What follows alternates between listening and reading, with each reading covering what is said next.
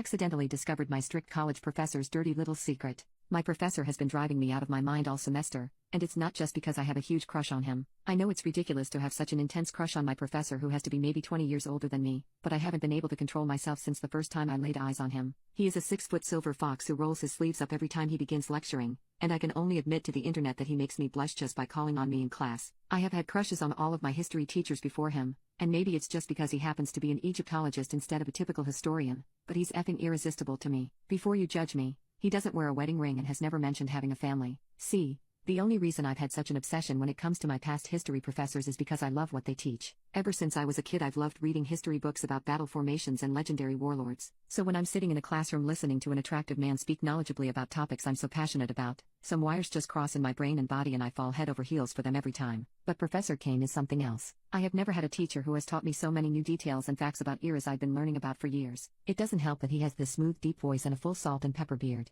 I think my crush would have faded in time just like all my other ones in the past, but my professor seemed to take a weird liking to me, but not in the way I wanted. After Professor Kane noticed that I raised my hand more than any other student, and never missed the extra credit portion on an assignment, he offered to do an independent study with me. I would meet him in his office once a week for private lectures on any topic of my choice as long as I wrote research papers on each lecture he designed just for me. It was a steamy, intellectual intimacy like I had never felt before, and it made my knees weak to be sitting there in front of Professor Kane as he explained ancient Egyptian medicine to me with stars in his eyes. I've wanted him for months, but he has been nothing but polite and professional to me. He assigns me more work than anyone in the class, and asks for regular meetings to discuss my work, but I've never caught him even taking a second glance at me. I felt my lust in secret. I would think of Professor Kane during Tinder hookups and I knew my insane crush was only growing. As the end of the semester closed in, I started to realize that soon my time with Professor Kane would be over for good. It had been a tough week, and I wanted to make my research paper to Professor Kane extra polished, so I ended up going over it again and again, until eventually, I noticed something strange. My word count was off.